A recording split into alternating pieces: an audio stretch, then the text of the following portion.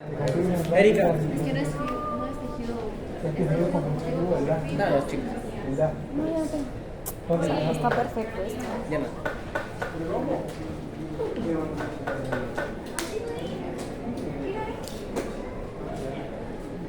Chicos, vamos a continuar con nuestra clase. Bien. Regresó al filanzón. Sí, está súper enfocado. Vamos a terminar en 2 minutos este concepto que nos faltaba de articulaciones en sistema óseo, ¿ok? Entonces, ustedes ya vieron algo de articulaciones en anatomía, ¿cierto? Tenemos 2 tipos de articulaciones, chicos. Las articulaciones que son ampliamente móviles, que son llamadas las diartróticas, y las articulaciones que tienen movimiento ausente en su mayoría o limitado, ¿ok? Que son las articulaciones sinartróticas, ¿ok? Las articulaciones sinartróticas, ¿de qué depende su subdivisión? ¿De qué depende, chicos?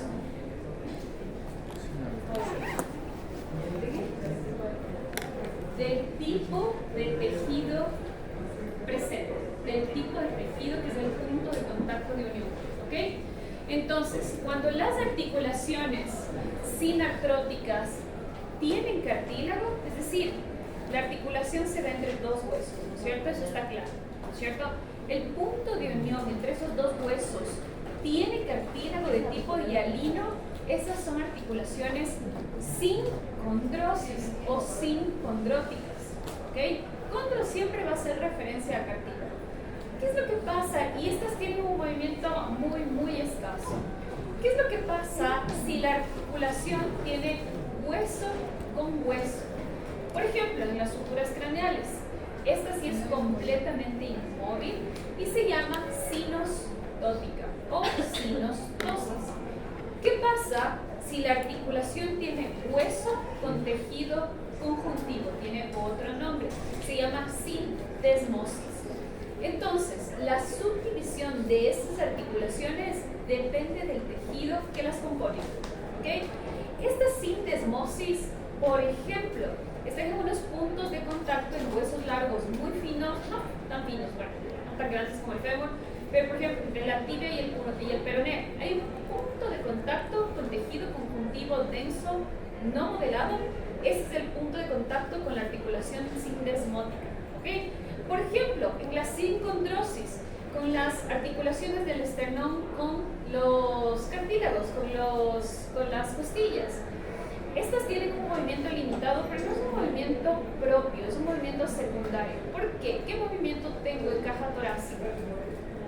La expansión y la disminución por la inspiración e insuflación de los pulmones, ¿no es cierto? Entonces no son articulaciones móviles, porque, como por ejemplo nuestros miembros, pero permiten un movimiento mínimo precisamente porque no es una caja metálica, ¿ok? Porque tienen una función secundaria, ¿ok? Que es dejar la expansibilidad pulmonar adentro. ¿Ok, chicos? Entonces de eso depende el nombre de las sinartróticas. Chicos, las articulaciones diartróticas también se dan entre huesos largos, pero estas articulaciones en su mayoría están, en los ejemplos más claros, en miembros superiores e inferiores. Son las ampliamente móviles. ¿Qué pasaría si yo tendría un hueso en roce con otro hueso? Desgaste. Desgaste. Ah, pero ustedes van a decir, profe, pero usted dijo que las epífisis de los huesos largos no están solas, están cubiertas por una cápsula de cartílago hialino. Pero ¿qué pasaría si hay roce entre cartílago y cartílago?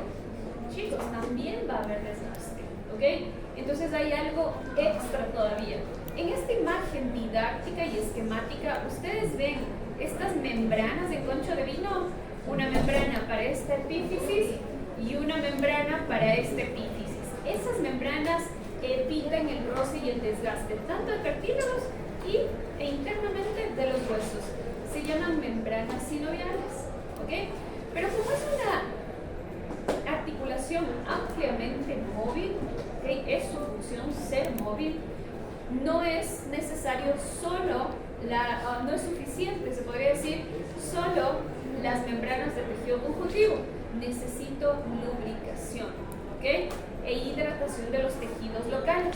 Entonces las membranas sinoviales, chicos, que tienen tejido conjuntivo, tienen unas celulitas en el borde que están esquematizadas aquí en rojo clarito, que son las células sinoviales, y estas se van a encargar de producir ese lubricante, que se llama líquido sinovial, y está en toda la articulación, ¿ok? Haciendo una analogía, ¿qué pasa si hay desgaste de tornillos en una puerta y yo no le pongo aceite? Hay más desgaste, ¿no es cierto? No hay una amplia movilidad. Lo mismo pasa cuando yo tengo que lubricar estas articulaciones móviles. ¿De acuerdo, chicos? ¿Preguntas? No, esto es lo único que faltaba y es un concepto súper básico. ¿Ok, chicos? El día de hoy, muchachos, tenemos que entrar en otro tema que yo les dije que vengan estudiando. ¿Qué es tejido nervioso? En la grabación está apagado el micrófono. ¿De qué es eso? Ah, ya. Sí. ¿De anatomía? Hola, hola, hola. Sí. Se supone que sí está subiendo. Ahí está, ajá, se Gracias. Gracias. Ya. Entonces, chicos, vamos a ver. Ustedes también vieron de manera de mención rápida lo que es sistema nervioso. El tejido nervioso, quiero que ya se olviden de epitelios, que se olviden de mesenquimales comunes o especiales, y vamos a otro tejido, el nervioso. ¿Okay? El sistema nervioso se divide en dos tipos, central y periférico. ¿Cuál es la diferencia entre los dos? ¿Qué estructuras abarca el central? El encéfalo y la Masa médula encefálica, espinal. Médula espinal. El tronco, tronco. cerebelo. Entonces, ¿qué es el sistema nervioso periférico? Los nervios que van a las... Los ramos o troncos nerviosos plexos. que salen, exactamente, llamados también plexos, que salen a partir de la médula espinal. Salieron de la médula espinal y se fueron a los tejidos o se fueron intramurales. Déjenme hablar, chicos. Esos son troncos nerviosos pertenecientes al sistema nervioso periférico. ¿Por qué les explico esto? La morfohistología del sistema nervioso central y del sistema nervioso periférico es sumamente diferente. ¿Ok? Entonces, vamos a empezar a explicar características básicas y de las células que conforman el sistema nervioso central. Luego vamos a pasar al periférico. ¿Ok? Yo les diré, ya estamos en periférico para que no se confundan. Entonces, chicos, hay dos tipos de células básicas en el sistema nervioso central. ¿Cuáles son? No. Las neuronas y las células que les colaboran, que se llaman células gliales o células de la neuroglía. ¿De acuerdo? ¿De acuerdo? Chicos, ¿qué es la sinapsis? Es la conexión de una célula con otra. No es lo mismo. No, es como la comunicación. Eso. ¿Qué no dije? Chicos, Conexión. para que nosotros podamos tener nuestras funciones motoras y nuestras funciones sensoriales, nuestra capacidad de habla, de entendimiento, de transmitir y procesar imágenes, es por comunicación neuronal. Entre una neurona y la siguiente neurona hay un paso de información. Ese paso de información, ese tipo de comunicación entre dos neuronas se llama sinapsis. ¿Okay? Entonces, vamos a empezar a analizar las neuronas ultraestructuralmente. Esta es una imagen didáctica que les he puesto para que puedan entender la forma de una neurona. ¿Ok? Más que la forma, las partes, porque las neuronas tienen varias formas y vamos a ver más adelante. Las neuronas tienen un cuerpo que es donde se localiza su núcleo. El núcleo generalmente de las neuronas está en localización central en ese cuerpo y es un núcleo sumamente esférico. El cuerpo de las neuronas que alberga el núcleo tiene otros nombres y esos otros nombres están en el libro, por lo cual tienen que saberse los tres tipos de nombres. cuerpo de la neurona también se llama pericardio o también se llama soma neural. ¿De acuerdo? Ok, primera parte de la neurona. Segunda parte, todas las neuronas para poder transmitir su información tienen una prolongación que es un poquito más gruesa y es larga. En médula espinal hasta puede medir 1 metro, larguísimo, que se llama axón. ¿Ok? Único axón. ¿Sí? Pero la neurona, segunda parte, axón. Tercera parte, la neurona puede tener unos ramos muy finitos llamados dendritas. Tercera parte, ahí están las 3 partes. Soma neural, un solo axón y puedo tener varias dendritas. Esta es una imagen de un corte histológico en parafina, tinte de hematoxilina y eosina, donde no le pude dar la vuelta porque si no iban a cambiar los nombres de esta imagen. Yo tengo aquí un soma neural, chicos. Miren, ¿cómo yo sé que es un soma neural? Porque yo tengo un núcleo esférico, redondo, bien delimitado en el centro del soma y tengo un nucleolo. Generalmente veo nucleolos en los somas neurales. ¿Okay? En una neurona normal, que no debería estar muriendo. ¿Qué tengo aquí? Citoplasma alrededor del núcleo que pertenece al soma neural. ¿Ok? ¿Consigo ver aquí el axón? Sí, chicos, es este ramo súper largo y grueso que está saliendo. Esta imagen es didáctica. En una histología real, muy difícil ver ese largo del axón. Generalmente nosotros vemos el inicio, el nacimiento del axón, no más, luego se pierde en el cuerpo. ¿Consigo ver dendritas aquí? No, chicos, porque las dendritas son ultra finas. Y como son tan finas, no salen en parafina. Esta imagen es tan amplia que debería ser unos 100x. Nosotros llegamos hasta el azul, hasta 40x. Este es más cerca todavía y aún así no veo las dendritas. Si es que veo dendritas, tendría mucha suerte. Tal vez la dendrita estaba gruesa. ¿De acuerdo, chicos? Entonces así generalmente ustedes van a ver en histología. Ahora, ustedes les explicaron en masa cerebral qué es la sustancia gris y qué es la sustancia blanca y en dónde están. Sí. Ya, en masa cerebral, en este corte coronal, es decir, en el centro, ¿dónde está la sustancia gris? Hacia afuera, ¿no es cierto? La más periférica, todo lo que veo en oscuro. La sustancia gris también se llama córtex cerebral o corteza cerebral. La sustancia blanca, en cambio, es todo lo que está hacia adentro y es todo lo que yo veo más beige. Hay unos puntos que son la excepción, donde yo también puedo tener sustancia gris, que son en los núcleos de aquí, estos núcleos oscuritos. ¿Ok? Solo ahí. ¿Por qué les explico esto? Porque aquí hay una diferencia sumamente importante. La neurona, las neuronas completas en su estructura no están regadas en sustancia gris y sustancia blanca. Sus partes están en lugares específicos. Por ejemplo, el soma de una neurona, todos los somas neurales están únicamente en sustancia gris. Jamás voy a encontrar somas neurales sustancia blanca en condiciones normales. ¿Okay?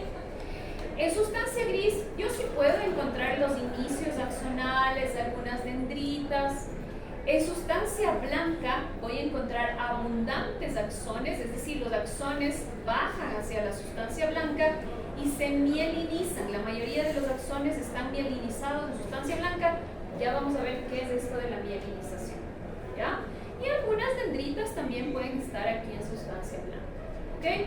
Es decir, la diferencia mayor es la presencia de somas neurales en sustancia gris. ¿Ok, chicos? Ok, vamos a pasar. Hay 3 tipos de neuronas, ¿sí? Depende de su ultraestructura. Hay neuronas que se llaman bipolares. Hay neuronas que se llaman multipolares y hay neuronas que la mayoría de las literaturas les llama unipolares. En este esquema gráfico le han puesto como pseudo-unipolar. ¿Okay? ¿Cómo podrían explicar la forma de la neurona bipolar y la diferencia con las demás? ¿De qué depende? ¿Cómo describirían esta neurona bipolar?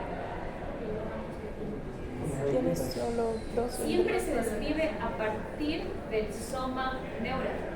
A partir del soma neural tengo solo dos nacimientos de ramos.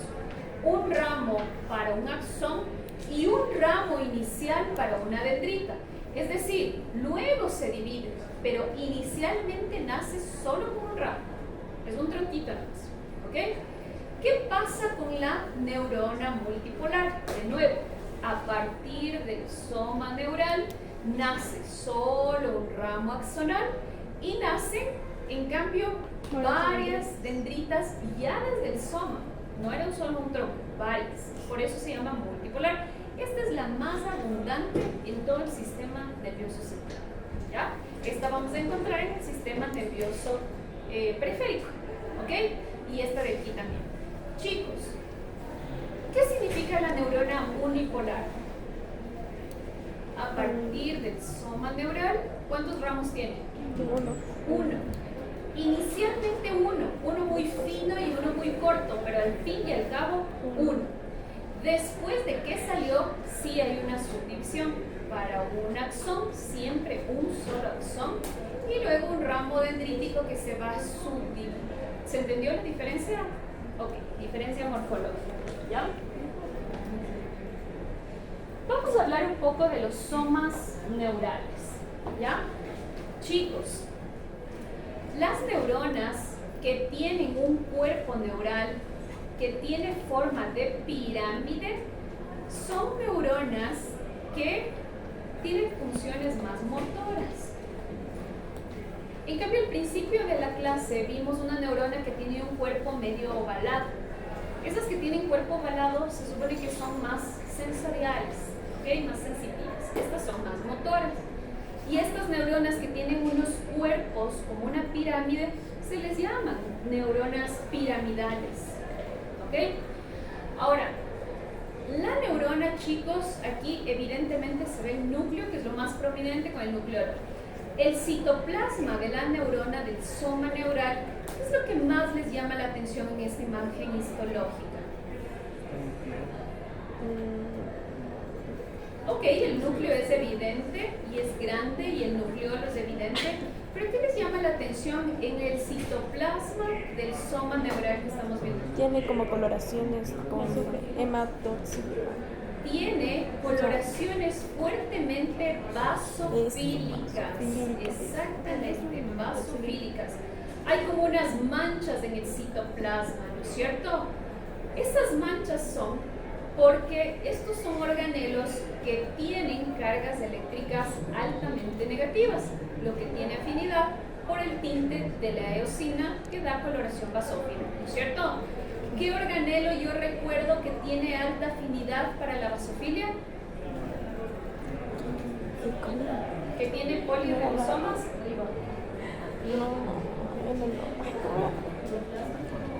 Retículo endoplasmático rugoso, ¿cierto? Y como los ribosomas, como son muchos, les digo poli, los ribosomas tienen ARN, entonces tienen carga negativa y por eso pega más la hematoxilina. A estas manchitas, que no son nada más ni nada menos que retículos endoplasmáticos rugosos, a estas manchitas la persona que los descubrió le puso el nombre de corpúsculos de Nissl. Algunas literaturas también le llaman sustancia de Nissl. Así, Nissl. Así dice. Sí, es lo mismo que las manchitas, pero con otro nombre según la persona que los descubrió y luego van y ponen sus apellidos raros. Ajá. Entonces, chicos, eso es importantísimo porque eso sí se puede ver y buscar neuronas grandes, sobre todo en el microscopio. ¿Okay? La sustancia de Nissl. ¿Sí? Ahora, vamos a ver un poco de las dendritas. Chicos, las dendritas, vamos a hacer la analogía, son como las ramas de un árbol. Cada vez que se dividen, se hacen más finas en diámetro y se hacen más cortas. Lo mismo pasa con las dendritas. El punto final de una dendrita tiene estas espinitas. Miren aquí amplificado este esquema didáctico. Y estas espinas donde acaban las dendritas se llaman espinas dendríticas. las espinas dendríticas solamente pertenecen a los ramos finales dendríticos, a ninguna otra parte de la neurona. ¿Ok? ¿Por qué son importantes las espinas dendríticas, chicos? Porque si la información de una neurona va a ser transmitida a esta neurona de aquí, a sus ramos dendríticos, ¿quiénes reciben esa información? Directamente sus espinas. Ese es el punto de contacto. ¿De acuerdo? Ahora, ¿qué es lo que está pasando con el axón, chicos? ¿Qué pasa con el axón? Solamente hay un axón en condiciones generales. A veces hay unos pequeños ramos colaterales aquí porque no avanzan, ¿sí? Solo hay un axón, y el axón, chicos, cuando nace, es como que le empujara un poco al soma neural, es como que le jalara, miren aquí, un soma neural y aquí naciendo un axón. Entonces, como jala un poco de citoplasma y membrana, ¿qué se forma? ¿No parece, usen su imaginación, como un conito que se forma aquí? Sí. Ya. Ese conito tiene un nombre propio, y eso es lo que más vemos en histología en microscopio de luz. Se llama el cono de nacimiento o el cono de implantación axónico, aquí donde está naciendo el axón. Aquí estaría el conito, ¿de acuerdo? Donde nace el axón, a partir del soma neural. Ok, chicos. La neurona, como cualquier otra célula básica del cuerpo, tiene una pared. ¿Cuál es su pared? Su membrana celular, ¿cierto? Su membrana celular tapiza toda su estructura, desde las dendritas, las espinas, el soma, el axón, las partes finales del axón. ¿Ok? Y el citoplasma de la neurona también pasa por las dendritas, por el soma y por el axón, el citoplasma, con sus organeles. Ahora, esta es una de las pocas células cuya estructura y un punto focal de su estructura recibe un nombre específico. Las partes del axón que acabo de mencionar tienen su nombre propio. La membrana celular del axón se le dice axolema. Axolema. Y el citoplasma que está por dentro del axón se le llama axoplasma. Para que no se confundan, plasma. Plasma. Axoplasma es el citoplasma del axón. ¿Ok? Ahora, chicos, la neurona, ¿dónde transmite la información? Aquí, solamente y únicamente aquí. ¿Qué parte es esta? El axón tiene un punto final, solo al final, en el que se subdivide en unos ramos ultra microscópicos y delgados, y esta zona de ramificación final del axón, porque este trayecto mide 1 metro, ¿no? Este punto final se llama zona teledendrónica o teledendrón, ¿ok? Solo aquí. Y estas ramificaciones, chicos, ¿dónde acaban? En estos botoncitos. ¿Sí ven estos botoncitos? Ya. Esos botones tienen un nombre. Se llaman botones sinápticos. ¿Quién transmite la información? Únicamente los botones sinápticos. Esta neurona puede recibir información a cualquier nivel, pero solo transmitir en sus botones sinápticos. ¿De acuerdo, chicos? ¿Se entendió? Estas imágenes esquemáticas son mejor que 10.000 palabras. ¿Cuál sería el axolema? El axolema es la membrana celular que está corriendo encima del axón. Ajá. Porque la célula, tenga ramificaciones o no, tiene una membrana. Porque ¿qué pasa si una célula rompe membrana o algo rompe la membrana de una célula? ¿Se muere? Se destruye. Chao. O sea, no es como un epitelio que se reepiteliza. Se destruye, chicos. ¿De acuerdo? Entonces, el citoplasma y la membrana celular que pasan por aquí tienen sus nombres propios. A eso me refería con axolema y axoplasma. ¿Ok? Ahora, chicos, dicho esto,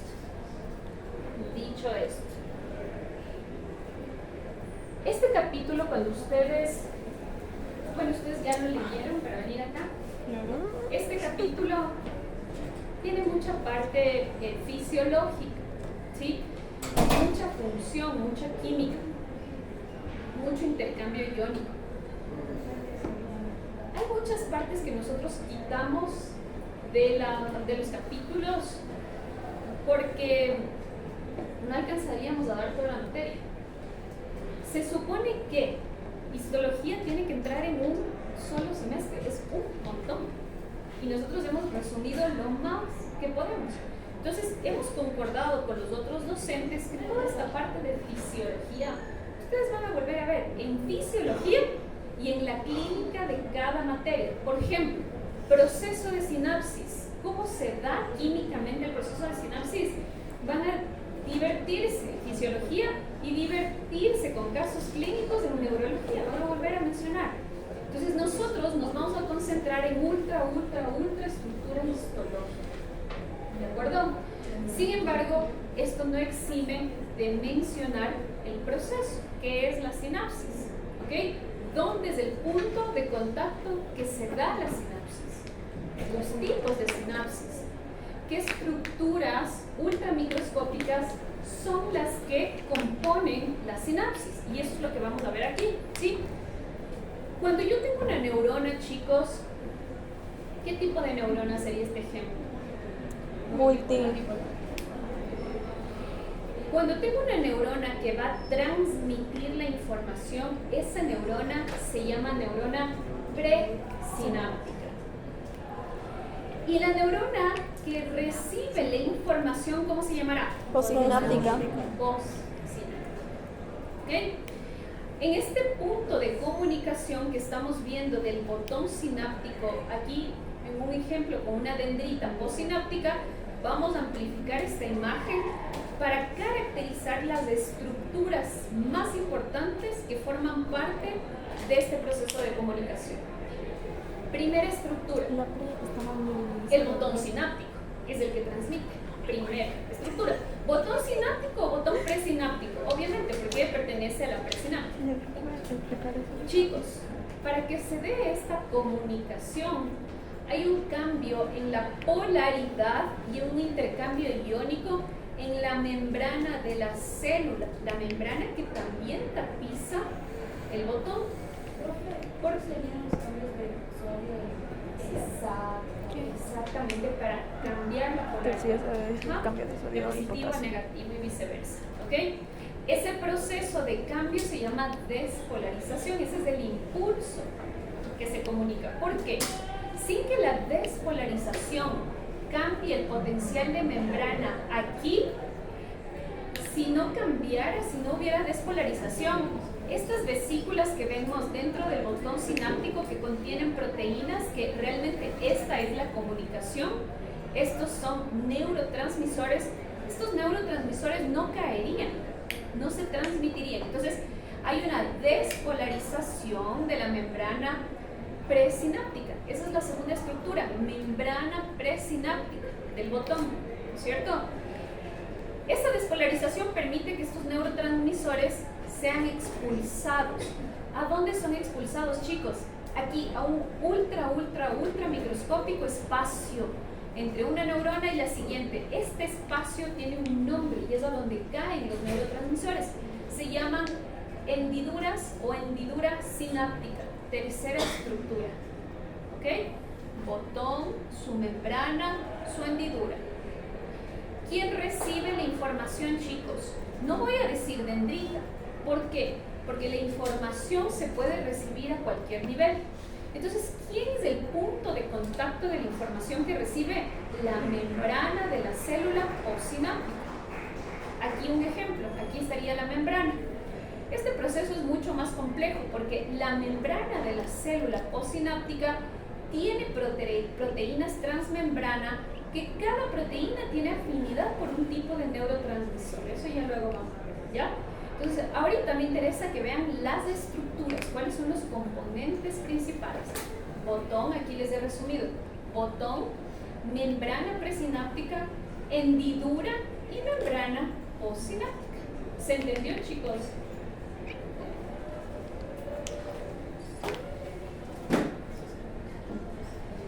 Chicos, tenemos 3 tipos de comunicación. Tenemos 3 tipos de comunicación. Depende de qué, a qué nivel recibo la información. Este ejemplo, que es muy didáctico, muy sencillo, muy fácil, es una neurona acostada. Pericardio, ¿no es cierto? ¿Qué era el pericardio? Soma neural. ¿Qué era el soma neural? Cuerpo de la neurona. Los 3 nombres tienen que aprenderse. Dendritas de la neurona postsináptica y el axón con el botón postsináptico, ¿no es cierto? Esta neurona está recibiendo la información. ¿De quién? De los axones de la neurona presináptica. ¿Qué pasa si el axón transmite la información en un punto de contacto dendrítico? La comunicación se va a llamar axodendrítica. ¿Qué pasa si el axón transmite la información ya no a nivel de una dendrita, sino a nivel del soma neural? Se va a llamar axomática la comunicación. ¿Puedo comunicar de un axón a otro axón? Sí, completamente. Miren aquí, un axón a otro axón, incluso aquí un axón directamente al botón. Este tipo de comunicación es mucho más corta, ya les explico por qué. Este tipo de comunicación entre axón y axón se llama axosónica. ¿De acuerdo? ¿Qué pasa? ¿Cómo es la comunicación o la transmisión de señal de una neurona? La despolarización de la membrana unidireccional. Si es que se transmite aquí, baja, baja, baja. ¿Hacia dónde? Siempre hacia el botón. Si es que se transmite aquí, ya no necesita regresar, es unidireccional, baja hacia el botón. Esta comunicación es más corta. ¿Por qué? Porque ya no tengo que recorrer la despolarización de toda la membrana, únicamente unidireccional hacia el botón. ¿Se entendió? No. Ok. La despolarización de la membrana, que quiere decir la comunicación, ¿okay? La transmisión del impulso de la señal, no viaja recorriendo de este punto hacia arriba, hacia la dendrita, vuelve a bajar hacia el botón. Siempre se va a dirigir únicamente hacia el botón, porque este es el punto más importante de comunicación. Sea que reciba aquí, aquí, aquí o directamente aquí, siempre va a bajar en dirección al axón. ¿Ok, chicos? ¿A qué hora se acaba esta clase, muchachos? 45. Altamente. Sí. Chicos, ¿quién quiere pasar a participar?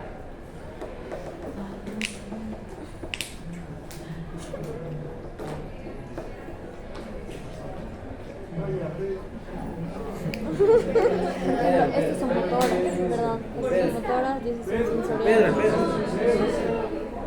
Sí. Le va Pedro. Eso. Bien, Pedrito. Quédate de este lado. Chicos, pongan atención y mucho respeto con sus compañeros. Es lo Tú puedes. principal que prima en esta clase. Bien, ¿De acuerdo? Y todos en silencio, es parte del respeto. ¿Sí? Yo te voy a preguntar, de lo que yo acabo de explicarte, de los cuerpos de las neuronas, unas piramidales, otras ovaladas, en esta imagen de aquí, ¿dónde tú identificas somas o cuerpos neurales de las neuronas? Solo señora con el dedo. En la parte de aquí, Bien, cuerpo neural. cuerpo neural. ¿Dónde más? ¿Cuál más? Tienes muchos.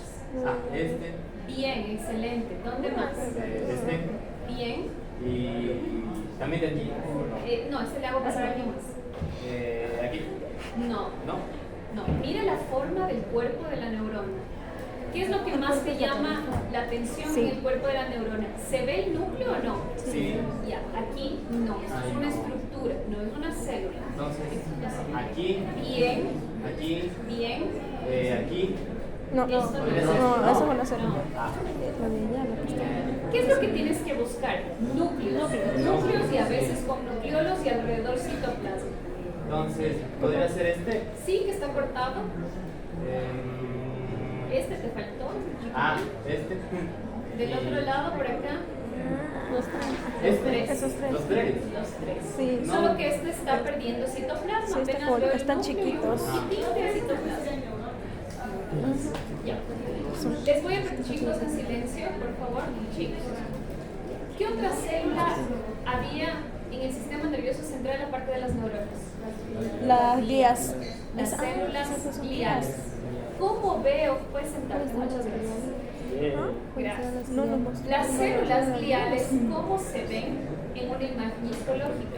Como núcleos pequeños, oscuros y desnudos. ¿A qué me refiero con desnudos? Los que están- No se ve el citoplasma. Ok. Están separados todos. Célula glial, célula glial, célula glial, glial. Comparen el núcleo de una célula glial con el soma de una neurona. Hay muchísima diferencia. Quizás sí, muy- Tienen que aprender a hay dos. diferenciar. No, ¿Ok? Dos. Solo el núcleo. Dos. Mira, Y esa una de allá bolsa abajo. de Esa. núcleo. Y mira en comparación cómo se ve una neurona. Tanto que incluso si es que tú ves un cono axonal, eso es una neurona. Otra cosa, ¿las células gliales exhiben nucleolos como este? No. Chicos, miren el volumen de este núcleo y este núcleo oscuro. Nucleolo. ¿Y qué estoy viendo también? Manchitas en el citoplasma que se Reticulado llamaban endoplasmático o del Niels. ¿Se entendió, chicos? ¿Qué es eso que está ahí? O sea, allá abajo, no, ese. ¿Este de aquí? Sí, Igual sí. debe ser. No sé, es que hay. Ay, no, estas de aquí son neuronas muertas. Ah. Sí, ya se están haciendo chiquitos los núcleos, tienen un resquicio de citoplasma y están muriendo, porque no es una lámina normal, ¿no es cierto? Es como lo más asimilado no normal. Chicos, ¿quién quiere pasar aquí a describir neuronas y células gliales? Está fácil. Esto está más fácil. Sí. Por vista, ya pasó un chico, ahora que pasó una chica. De tu marido, bueno. Alguien. O sea, está fácil.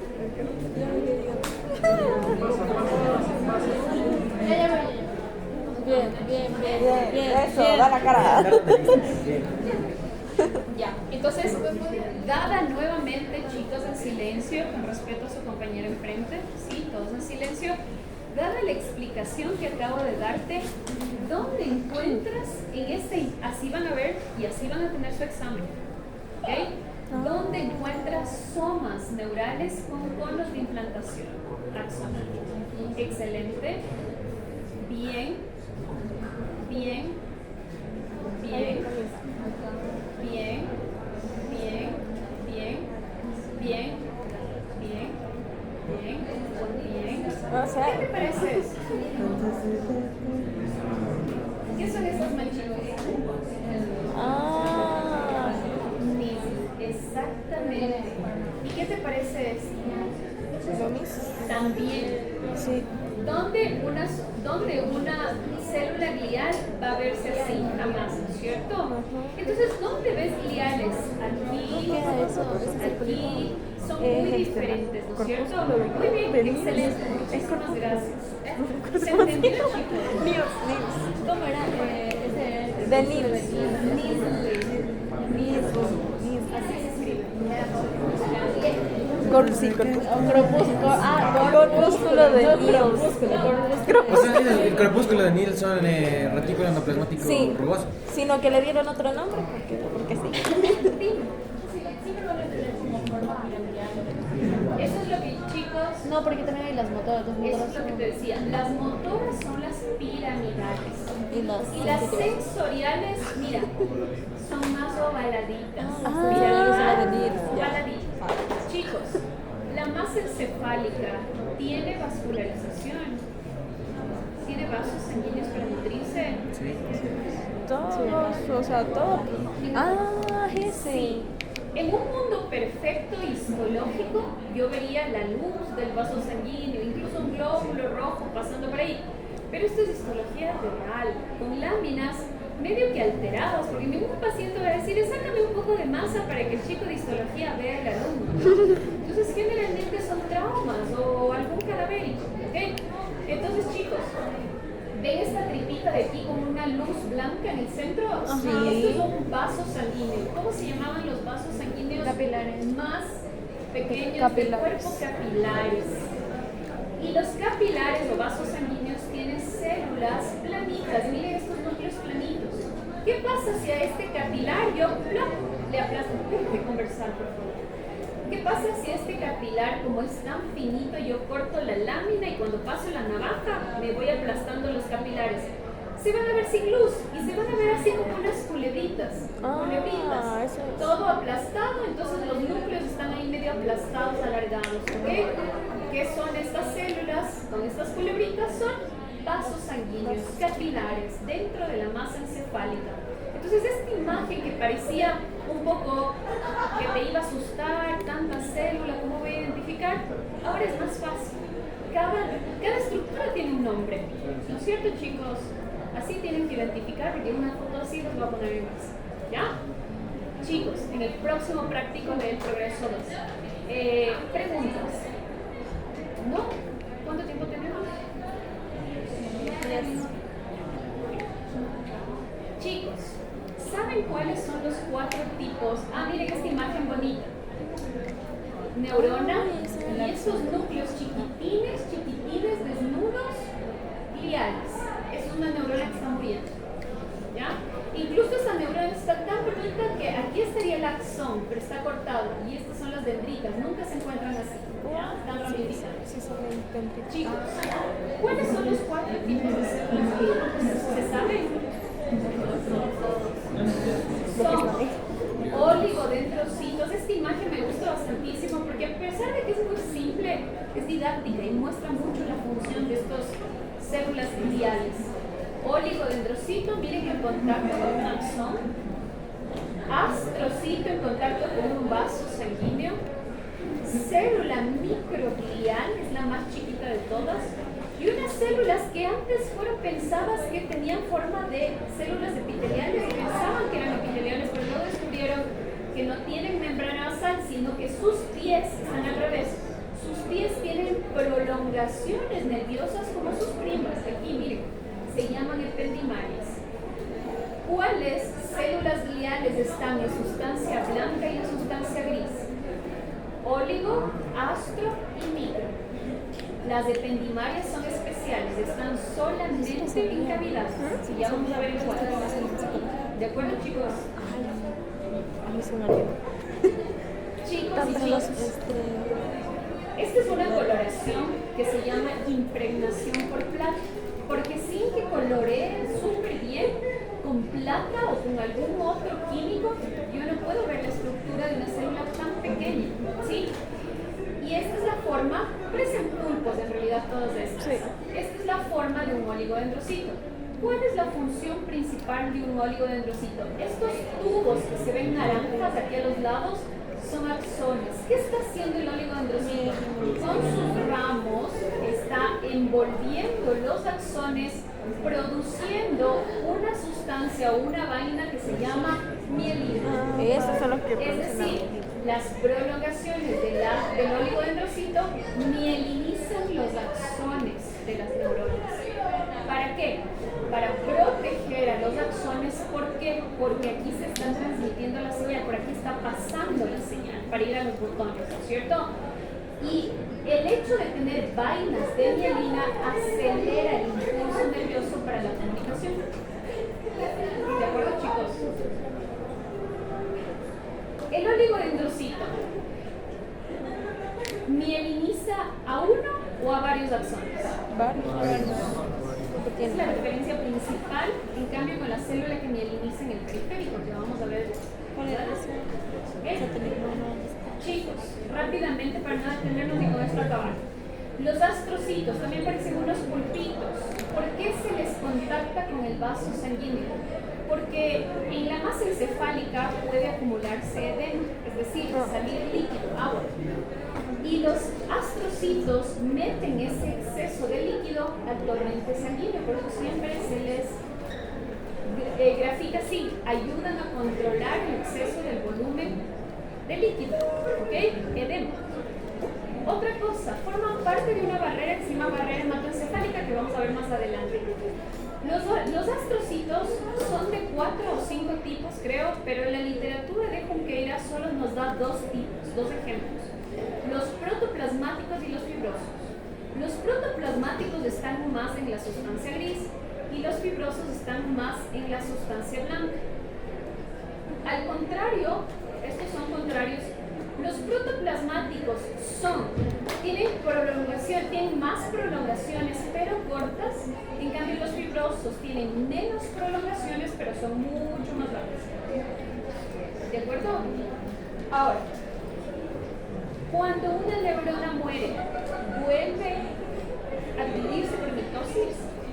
No, es una de las células que si muere, muere para siempre. ¿Ok? Por eso es tan grave un trauma craneoencefálico como muerte de neuronas, ¿sí? Pero cuando se mueren las neuronas, dejan una cicatriz. La cicatriz en otro tejido la reemplaza el tejido conjuntivo, ¿cierto? Aquí no. En masa encefálica, el depósito de una cicatrización la ocupan un montón de astrocitos y ese proceso de reparo se llama gliosis. ¿De acuerdo? Gliosis. ¿Qué pasa si un axón pierde mielina?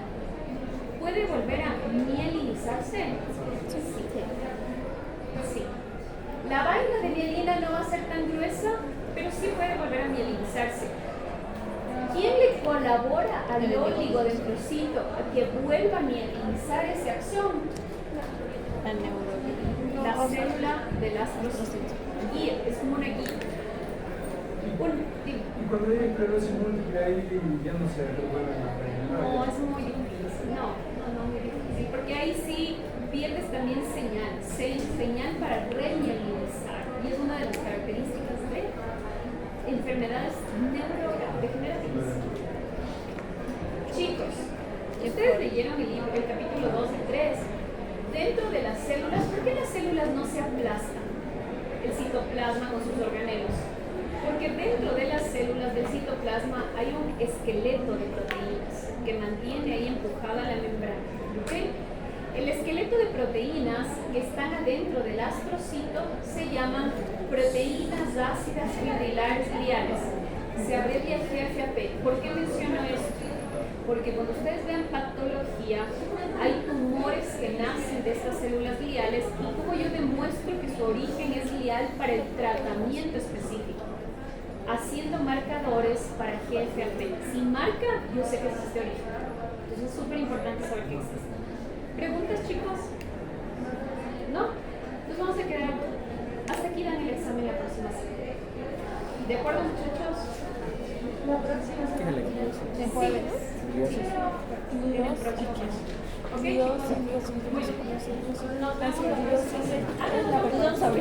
¿Qué era gliosis?